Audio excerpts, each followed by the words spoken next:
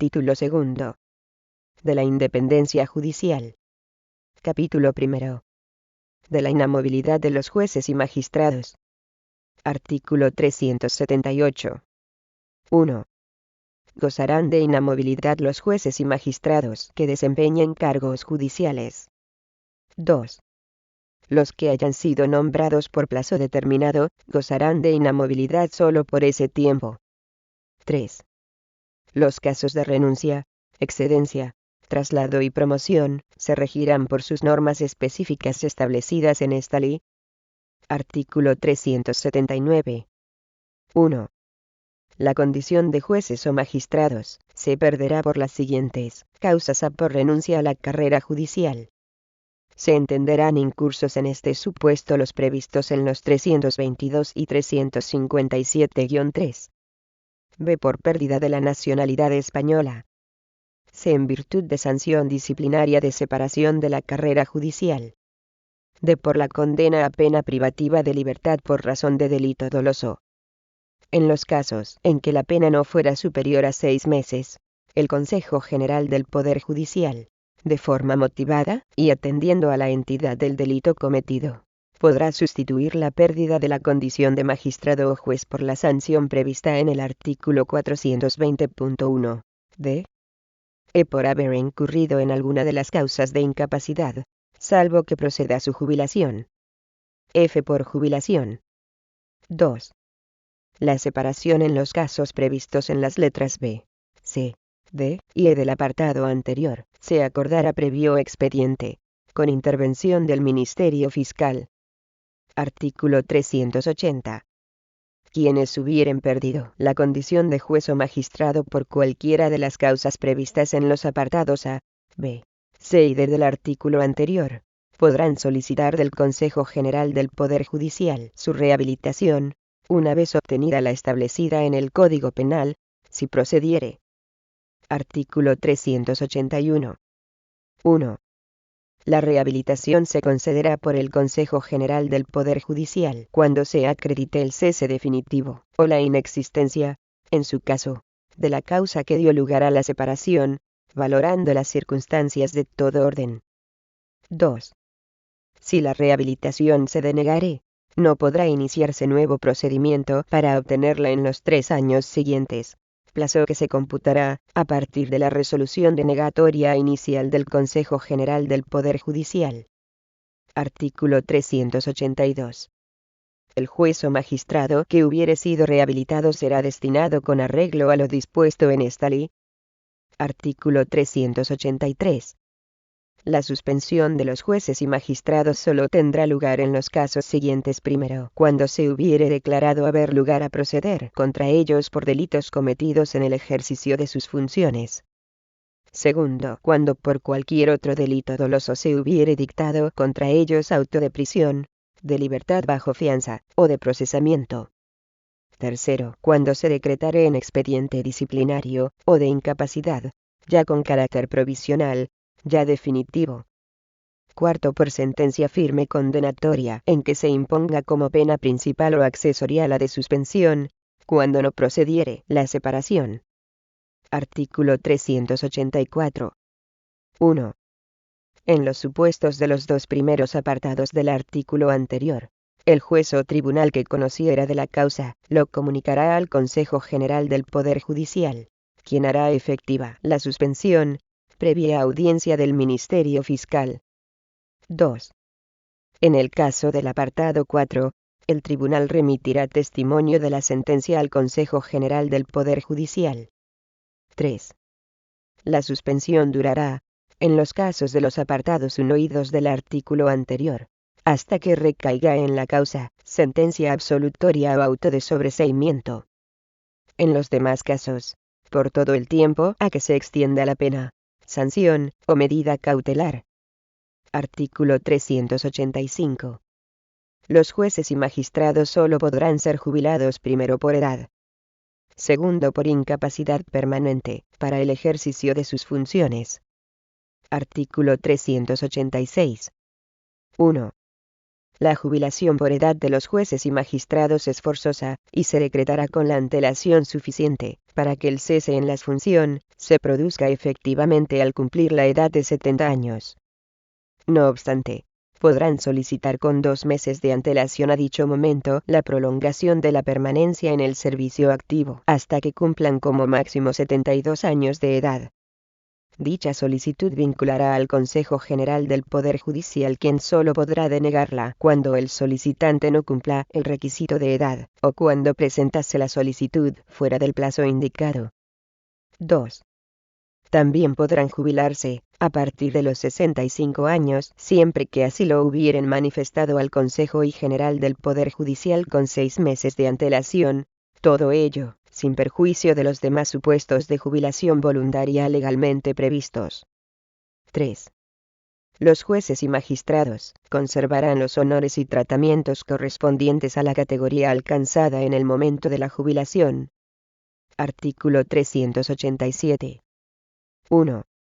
Cuando en un juez o magistrado se apreciare incapacidad permanente, la sala de gobierno respectiva, por sí, a instancia del Ministerio Fiscal, o del interesado, formulara propuesta de jubilación al Consejo General del Poder Judicial.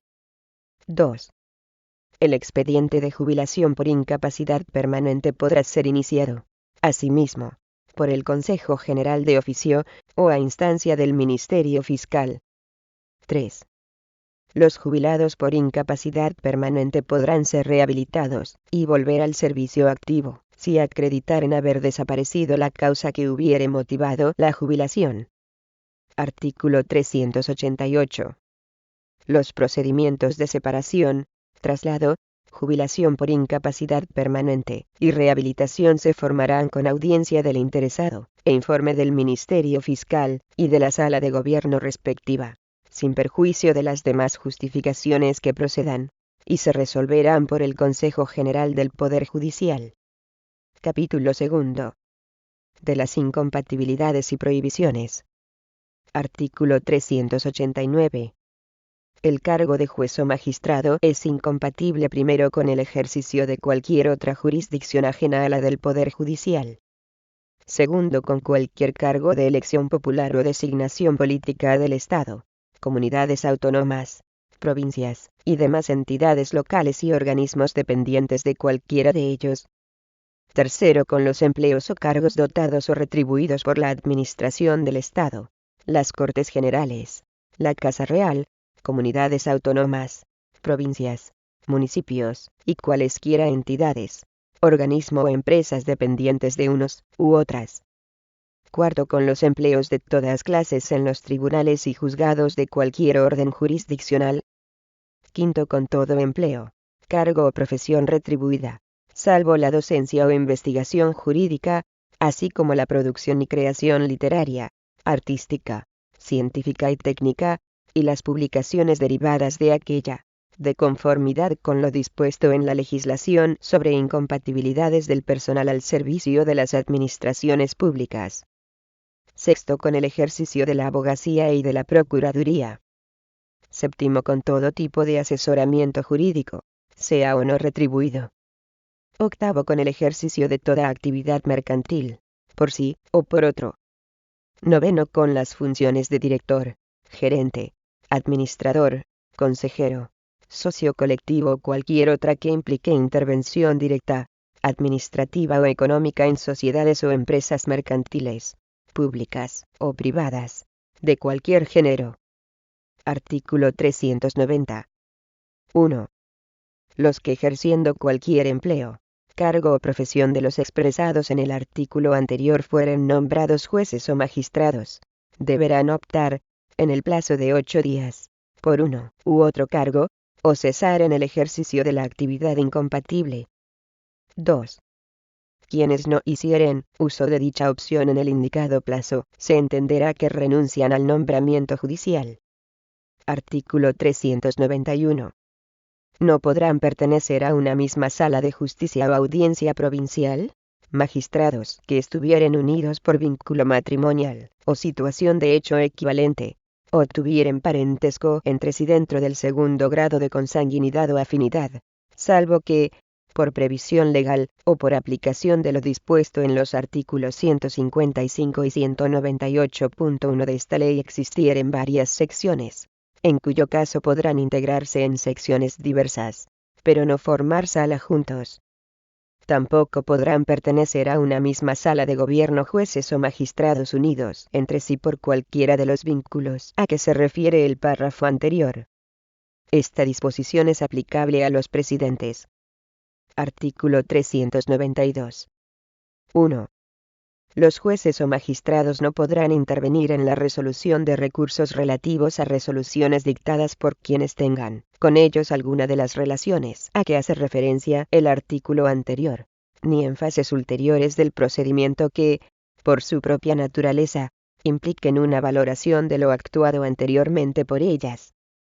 En virtud de este principio, además de la obligación de abstención, siempre que concurra cualquiera de los vínculos a que se refiere el artículo anterior, son incompatibles a los jueces de instrucción con los jueces unipersonales de lo penal que hubieran de conocer en juicio oral de lo instruido por ellos, y con los magistrados de la sección que se hallen en el mismo caso.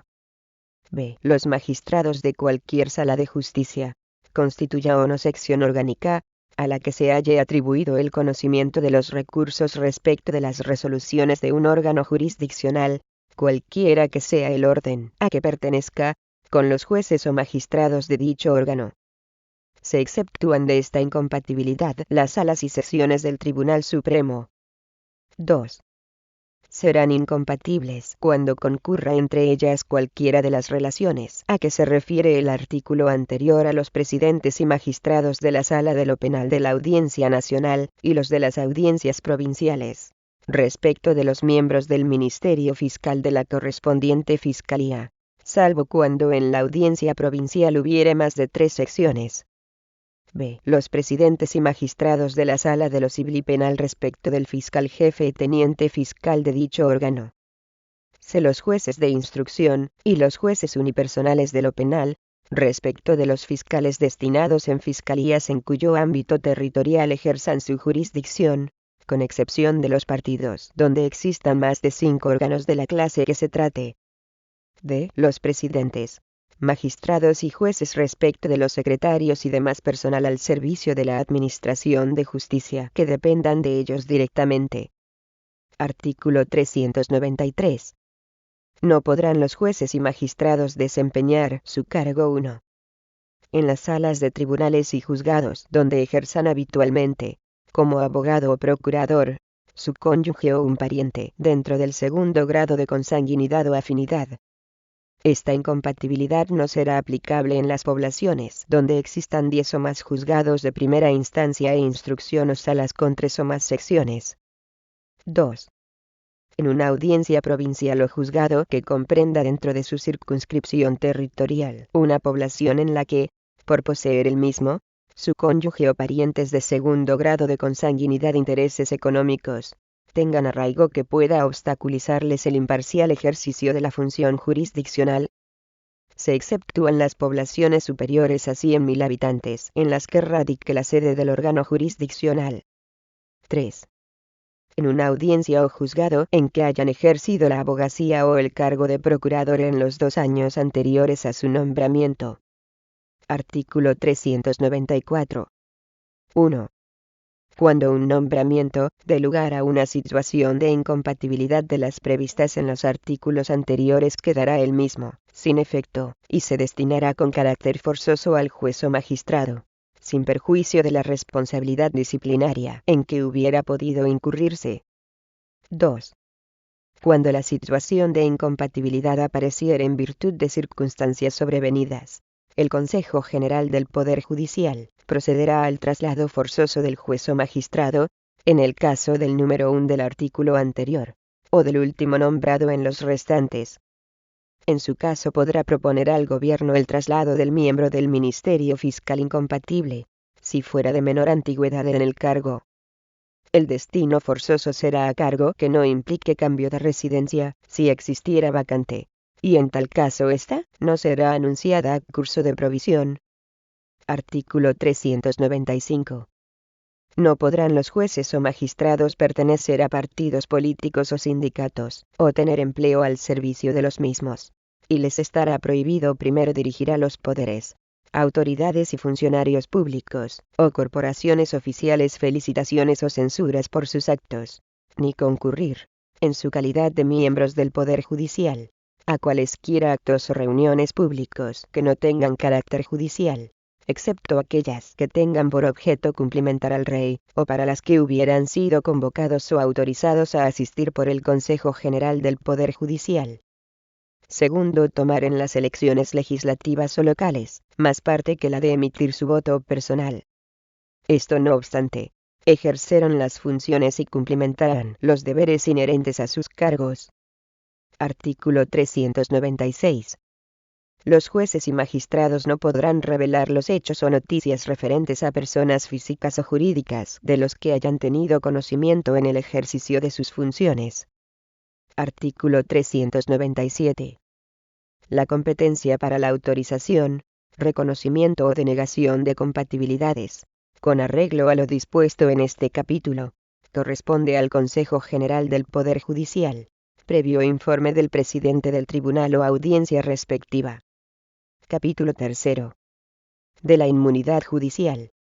Artículo 398. 1. Los jueces y magistrados en servicio activo solo podrán ser detenidos por orden de juez competente, o en caso de flagrante delito. En este último caso, se tomarán las medidas de aseguramiento indispensables, y se entregará inmediatamente el detenido al juez de instrucción más próximo. 2. De toda detención se dará cuenta, por el medio más rápido, al presidente del tribunal, o de la audiencia de quien dependa el juez o magistrado. Se tomarán por la autoridad judicial que corresponda a las prevenciones que procedan para atender a la sustitución del detenido. Artículo 399. 1. Las autoridades civiles y militares se abstendrán de intimar a los jueces y magistrados, y de citarlos, para que comparezcan a su presencia. Cuando una autoridad civil o militar precise de datos o declaraciones que pueda facilitar un juez o magistrado, y que no se refieran a su cargo o función, se solicitarán por escrito, o se recibirán en el despacho oficial de aquel, previo aviso. 2. Cuando se trate de auxilio o cooperación por razón del cargo o de la función jurisdiccional, se prestará sin tardanza, salvo que el acto a ejecutar no esté legalmente permitido, o se perjudique la competencia propia del juez o tribunal. La denegación se comunicará a la autoridad peticionaria con expresión suficiente de la razón que la justifique. Artículo 400. Cuando en la instrucción de una causa penal fuere necesaria la declaración de un juez o magistrado, y ésta pudiera prestarse legalmente, no podrá excusarse aquel de hacerlo. Si la autoridad judicial que hubiera de recibir la declaración fuere de categoría inferior, acudirá al despacho oficial del juez o magistrado, previo aviso, señalándose día y hora. Capítulo 4. Del régimen de asociación profesional de los jueces y magistrados. Artículo 401. De acuerdo con lo establecido en el artículo 127 de la Constitución, se reconoce el derecho de libre asociación profesional de jueces y magistrados integrantes de la carrera judicial, que se ejercerá de acuerdo con las reglas siguientes. Primera, las asociaciones de jueces y magistrados tendrán personalidad jurídica y plena capacidad para el cumplimiento de sus fines. Segunda, podrán tener como fines lícitos la defensa de los intereses profesionales de sus miembros en todos los aspectos y la realización de actividades encaminadas al servicio de la justicia en general. No podrán llevar a cabo actividades políticas ni tener vinculaciones con partidos políticos o sindicatos. Tercera, las asociaciones de jueces y magistrados deberán tener ámbito nacional, sin perjuicio de la existencia de secciones cuyo ámbito coincida con el de un tribunal superior de justicia. Cuarta, los jueces y magistrados podrán libremente asociarse, o no, a asociaciones profesionales. Quinta, solo podrán formar parte de las mismas quienes ostenten la condición de jueces y magistrados en servicio activo. Ningún juez o magistrado podrá estar afiliado a más de una asociación profesional. Sexta, las asociaciones profesionales de jueces y magistrados integrantes de la carrera judicial quedarán válidamente constituidas desde que se inscriban en el registro que será llevado al efecto por el Consejo General del Poder Judicial. La inscripción se practicará a solicitud de cualquiera de los promotores, a la que se acompañará el texto de los estatutos y una relación de afiliados. Solo podrá denegarse la inscripción cuando la asociación o sus estatutos no se ajustaren a los requisitos legalmente exigidos. Séptima, los estatutos deberán expresar, como mínimo, las siguientes menciones a nombre de la asociación. B. Fines específicos. C. Organización y representación de la asociación. Su estructura interna y funcionamiento deberán ser democráticos. D. Régimen de afiliación. E. Medios económicos y régimen de cuotas. F. Formas de elegirse los cargos directivos de la asociación. Octava, la suspensión o disolución de las asociaciones profesionales quedará sometida al régimen establecido para el derecho de asociación en general. Novena, serán de aplicación supletoria las normas reguladoras del derecho de asociación en general. Capítulo quinto. De la independencia económica. Artículo 402. 1.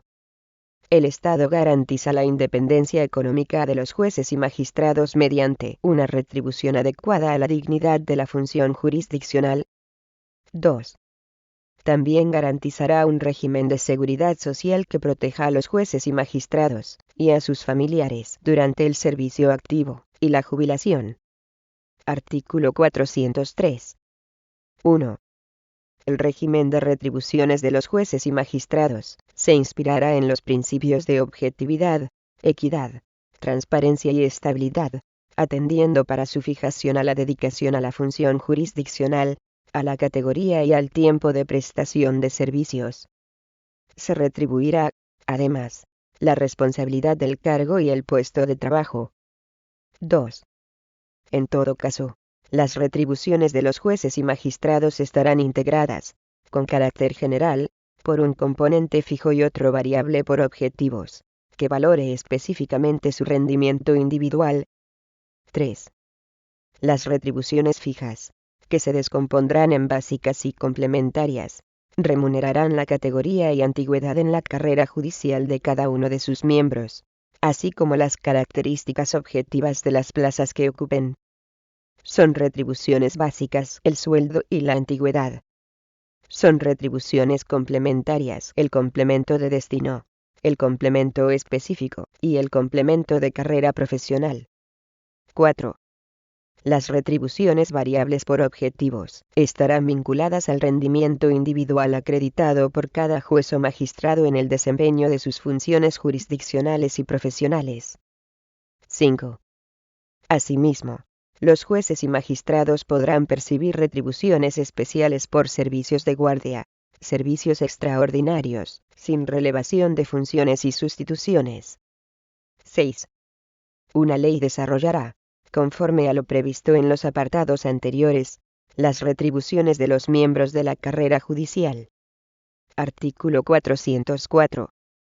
Junto a las demás partidas correspondientes a retribuciones de jueces y magistrados, los presupuestos generales del Estado contendrán una consignación anual para la dotación de los jueces de paz, otras atenciones de personal judicial a que den lugar los preceptos de esta ley y demás exigencias de la Administración de Justicia.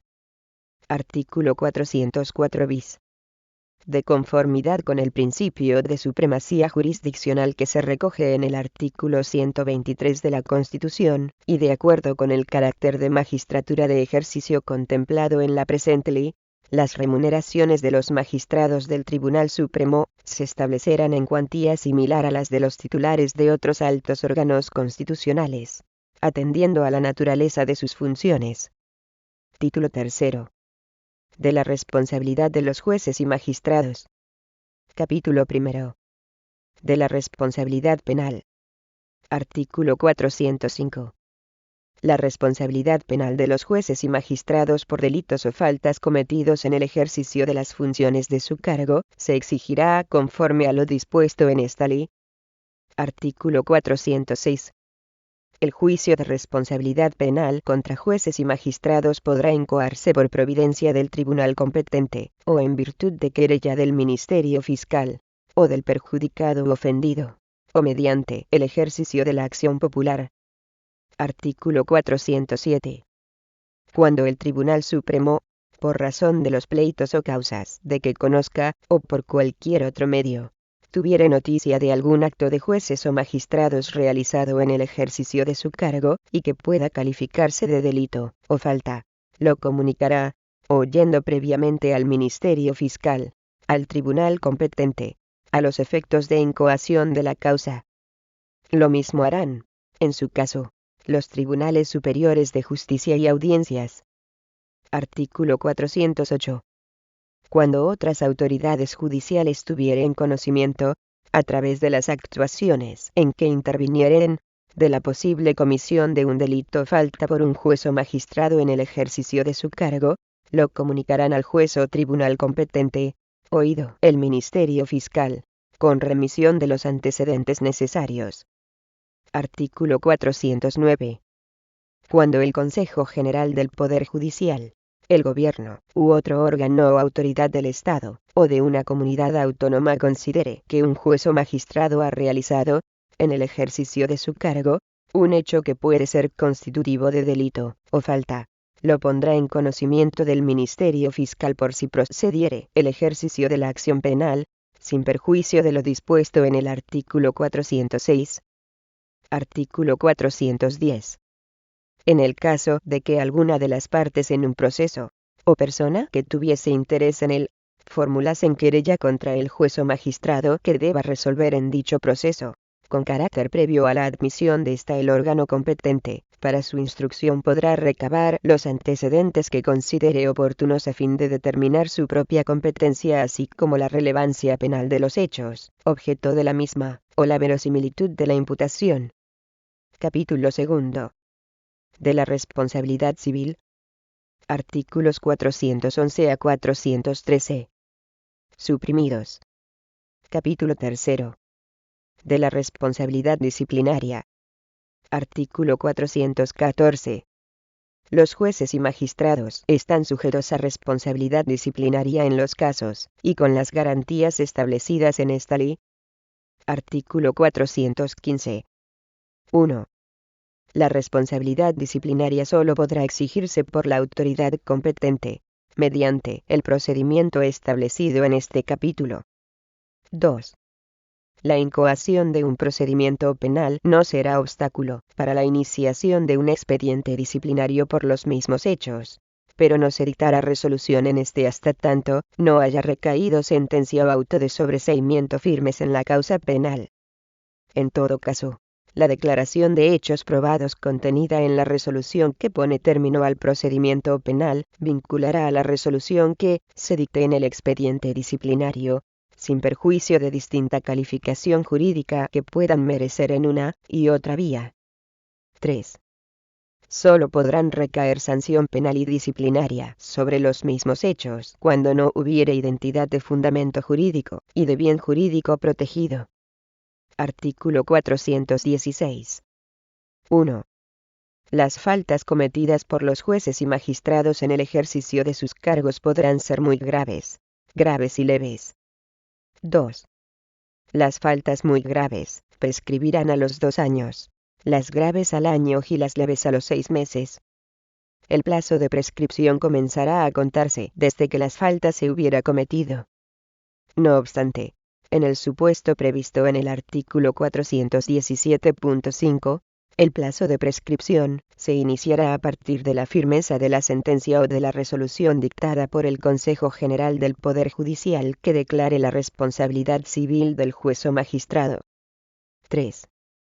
La prescripción se interrumpirá desde la fecha de notificación del acuerdo de iniciación del procedimiento disciplinario, o, en su caso, de las diligencias informativas relacionadas con la conducta investigada del juez o magistrado.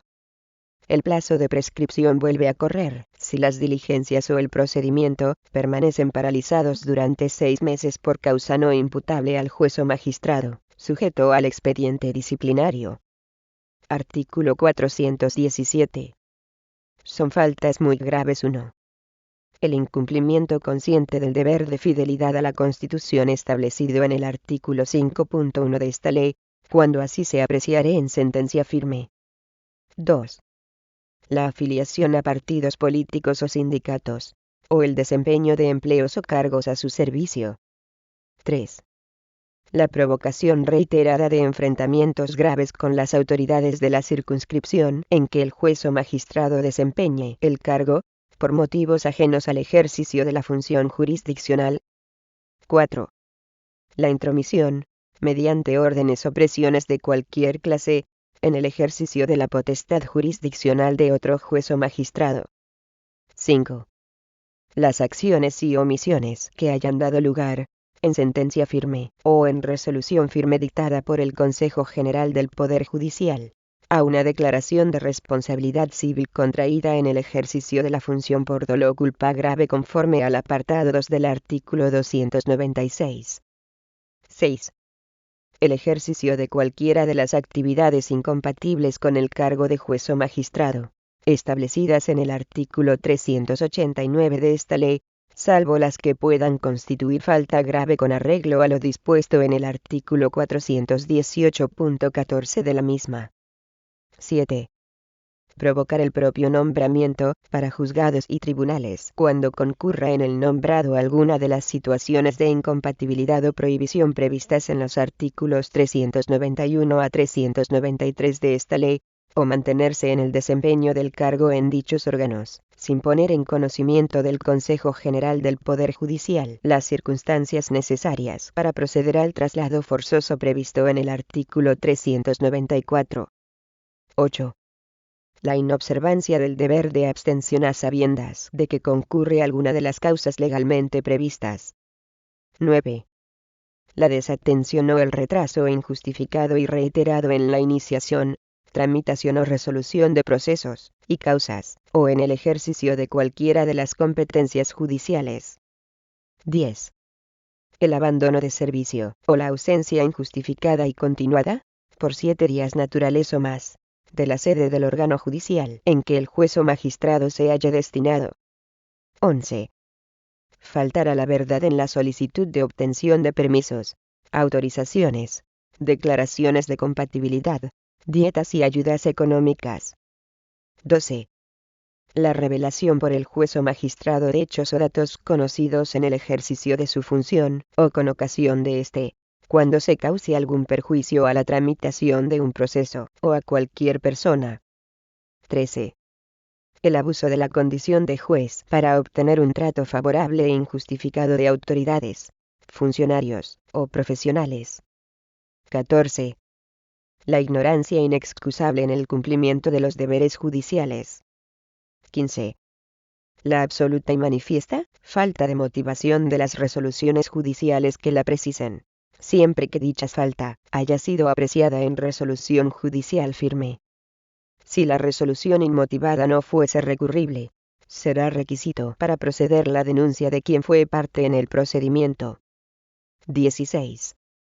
La comisión de una falta grave cuando el juez o magistrado hubiere sido anteriormente sancionado por otras 2 graves, que hayan adquirido firmeza, sin que hubieran sido canceladas o procedido la cancelación de las correspondientes anotaciones, conforme a lo establecido en el artículo 427 de esta ley. Artículo 418. Son faltas graves. 1. La falta de respeto a los superiores en el orden jerárquico, en su presencia, en escrito que se les dirija, o con publicidad. 2. Interesarse, mediante cualquier clase de recomendación, en el ejercicio de la actividad jurisdiccional de otro juez o magistrado. 3. Dirigir a los poderes, autoridades o funcionarios públicos, o corporaciones oficiales felicitaciones o censuras por sus actos, invocando la condición de juez, o sirviéndose de esta condición. 4. Corregir la aplicación o interpretación del ordenamiento jurídico hecha por los inferiores en el orden jurisdiccional, salvo cuando actúen en el ejercicio de la jurisdicción. 5. El exceso o abuso de autoridad, o falta grave de consideración respecto de los ciudadanos, instituciones, secretarios, médicos forenses, o del resto del personal al servicio de la Administración de Justicia, de los miembros del Ministerio Fiscal, abogados y procuradores, graduados sociales y funcionarios de la Policía Judicial. 6. La utilización en las resoluciones judiciales de expresiones innecesarias o improcedentes, extravagantes, o manifiestamente ofensivas o irrespetuosas desde el punto de vista del razonamiento jurídico. En este caso, el Consejo General del Poder Judicial solo procederá previo testimonio deducido o comunicación remitida por el Tribunal Superior respecto de quien dictó la resolución, y que conozca de la misma en vía de recurso. 7. Dejar de promover la exigencia de responsabilidad disciplinaria que proceda a los secretarios y personal auxiliar subordinado, cuando conocieren o debieren conocer el incumplimiento grave por los mismos de los deberes que les corresponden. 8. Revelar el juez o magistrado, y fuera de los cauces de información judicial establecidos, hechos o datos de los que conozcan en el ejercicio de su función, o con ocasión de esta, cuando no constituya la falta muy grave del apartado 12 del artículo 417 de esta ley. 9. El abandono del servicio o la ausencia injustificada y continuada por más de 3 días naturales, y menos de 7 de la sede del órgano judicial en que el juez o magistrado se haya destinado. 10. El incumplimiento injustificado y reiterado del horario de audiencia pública, y la inasistencia injustificada a los actos procesales con audiencia pública que estuvieren señalados, cuando no constituya falta muy grave. 11. El retraso injustificado en la iniciación, o en la tramitación de los procesos o causas de que conozca el juez o magistrado en el ejercicio de su función, si no constituye falta muy grave. 12.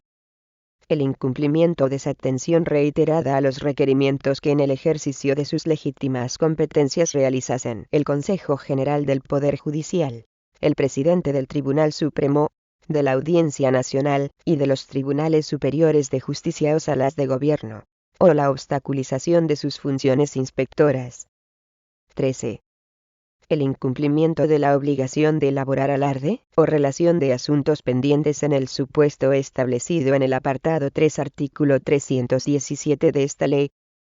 14. El ejercicio de cualquier actividad de las consideradas compatibilizables a que se refiere el artículo 389.5 de esta ley, sin obtener, cuando esté prevista la pertinente autorización, o habiéndola obtenido con falta de veracidad en los presupuestos alegados. 15.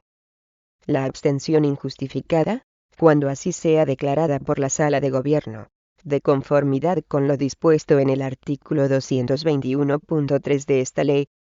16. Adoptar decisiones que, con manifiesto abuso procesal, generen ficticios incrementos del volumen de trabajo en relación con los sistemas de medición fijados por el Consejo General del Poder Judicial. 17. Obstaculizar las labores de inspección. 18. La comisión de una falta de carácter leve, habiendo sido sancionado anteriormente por resolución firme por otras 2 leves, sin que hubieran sido canceladas o procedido la cancelación de las correspondientes anotaciones, conforme a lo establecido en el artículo 427. Artículo 419. Son faltas leves 1.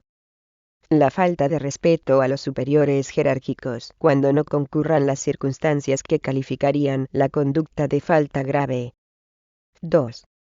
La desatención o desconsideración con iguales o inferiores en el orden jerárquico, con los ciudadanos, los miembros del Ministerio Fiscal, médicos forenses, abogados y procuradores, graduados sociales, con los secretarios o demás personal que preste servicios en la oficina judicial, o con los funcionarios de la Policía Judicial. 3. El incumplimiento injustificado o inmotivado de los plazos legalmente establecidos para dictar resolución en cualquier clase de asunto que conozca el juez o magistrado. 4. La ausencia injustificada y continuada por más de un día natural, y menos de 4 de la sede del órgano judicial en que el juez o magistrado se haya destinado. 5.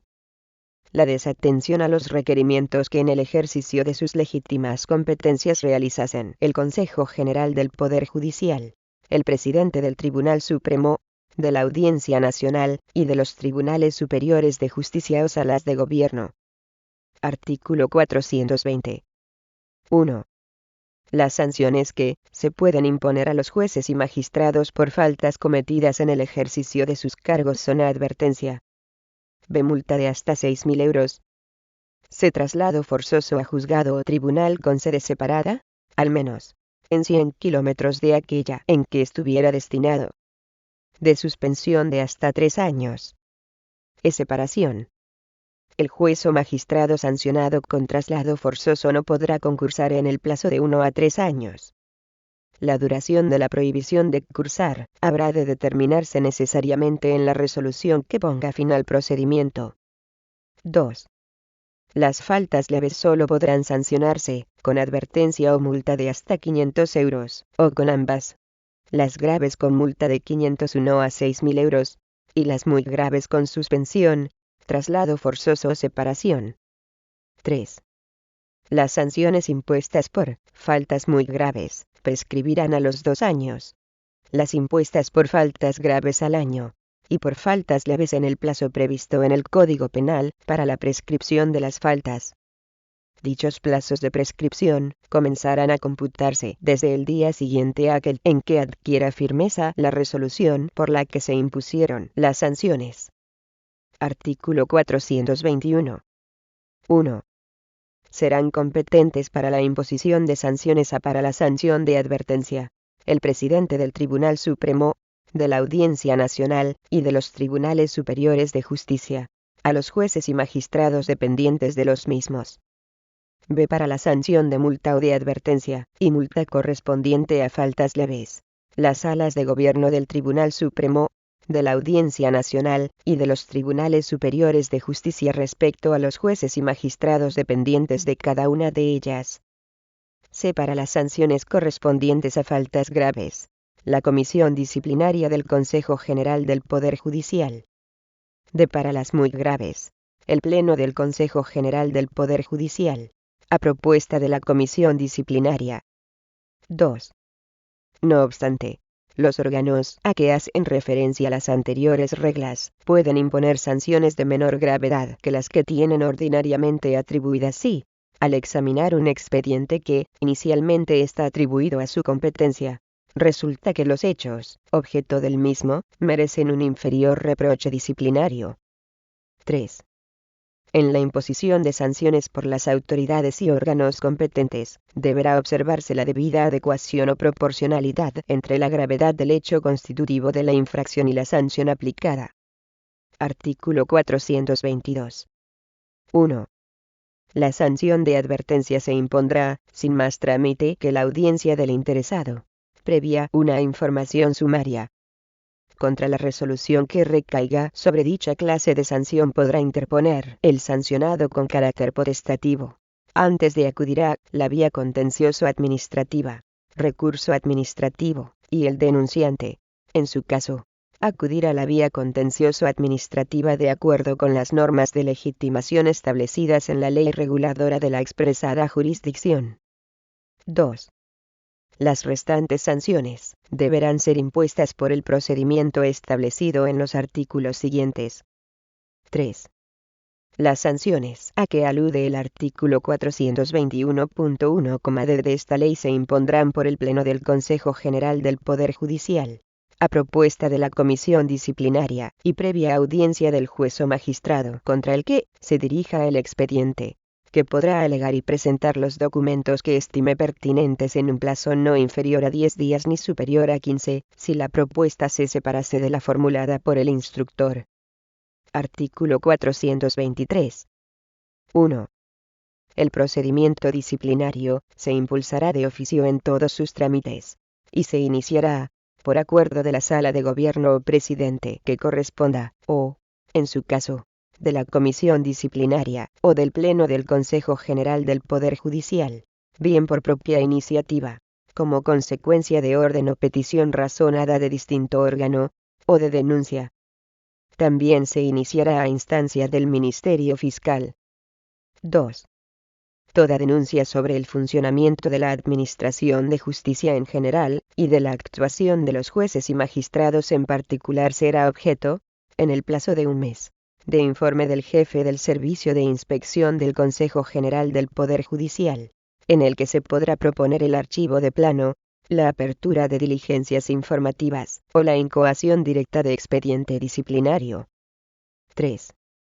La resolución motivada que dicte la Sala de Gobierno, o la Comisión Disciplinaria sobre la iniciación del expediente, se notificará al denunciante, que no podrá impugnarla en vía administrativa, sin perjuicio de la legitimación que ostente como interesado en la vía jurisdiccional. Si se incoare expediente disciplinario, se notificarán al denunciante las resoluciones que recaigan, y podrá formular alegaciones, pero no recurrir la decisión del expediente en vía administrativa, sin perjuicio de la legitimación que ostente como interesado en la vía jurisdiccional. 4. En el acuerdo que mande iniciar el procedimiento, se designará un instructor delegado de igual categoría, al menos, a la de aquel contra el que se dirija el procedimiento. A propuesta del instructor delegado, se designará un secretario. Artículo 424. 1. La Comisión Disciplinaria del Consejo General del Poder Judicial, por propia iniciativa, oído el instructor delegado, o a propuesta de éste, previa audiencia del juez o magistrado contra el que se dirija el expediente, y del Ministerio Fiscal, en un plazo común no superior a 5 días, podrá acordar cautelarmente la suspensión provisional del expedientado por un período máximo de 6 meses. Cuando aparezcan indicios racionales de la comisión de una falta muy grave. 2.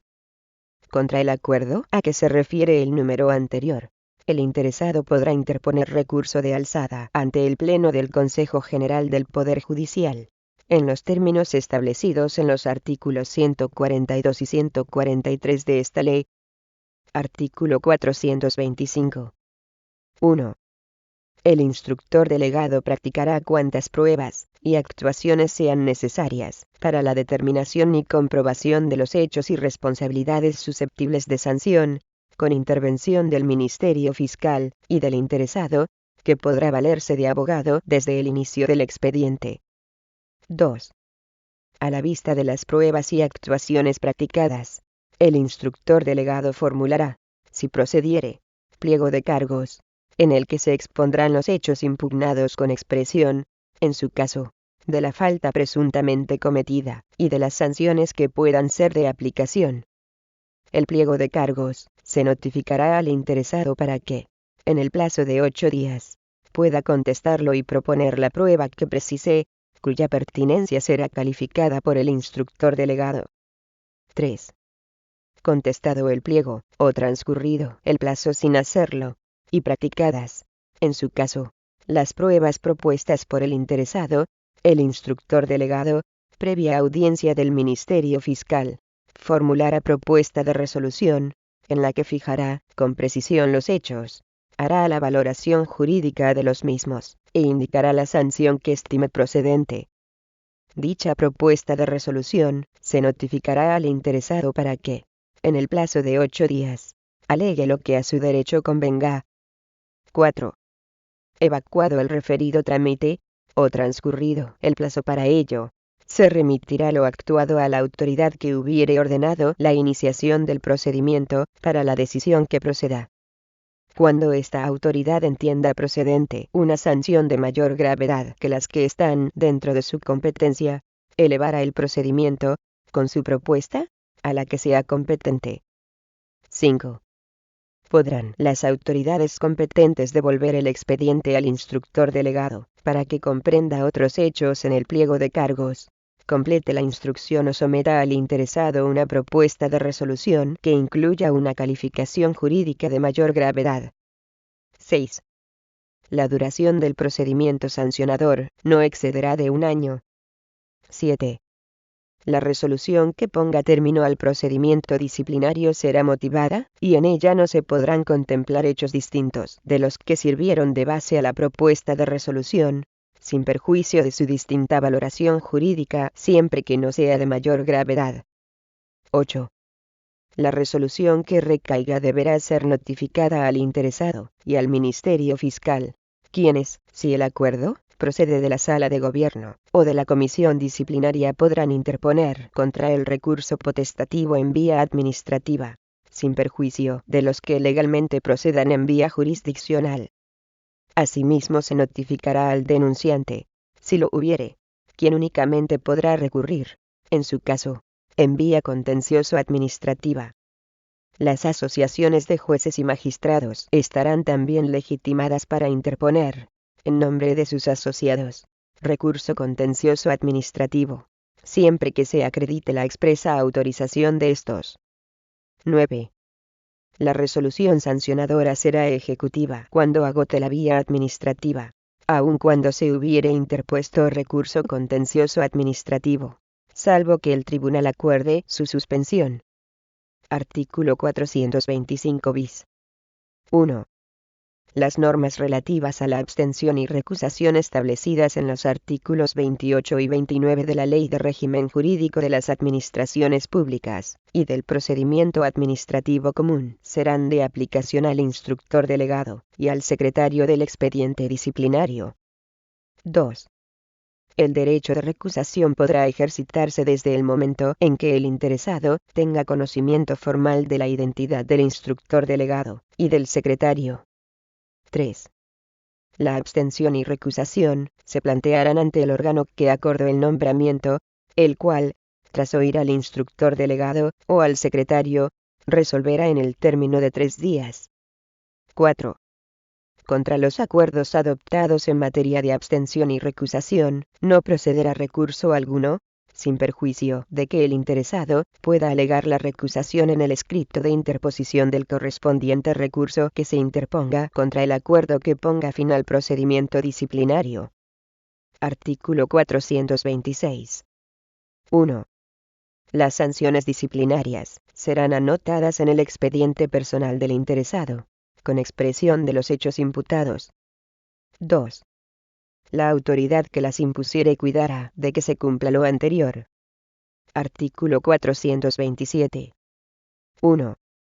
La anotación de la sanción de advertencia quedará cancelada por el transcurso del plazo de 6 meses desde que adquirió firmeza, si durante ese tiempo no hubiere dado lugar el sancionado a otro procedimiento disciplinario que termine con la imposición de sanción. 2. La anotación de las restantes sanciones, con excepción de la de separación, podrá cancelarse, a instancia del interesado y oído el Ministerio Fiscal, cuando hayan transcurrido al menos 1, 2 o 4 años desde la imposición firme de la sanción, según que se trate de falta leve, grave o muy grave, y durante este tiempo no hubiere dado lugar el sancionado a nuevo procedimiento disciplinario que termine con la imposición de sanción. 3. La cancelación borrará el antecedente a todos los efectos,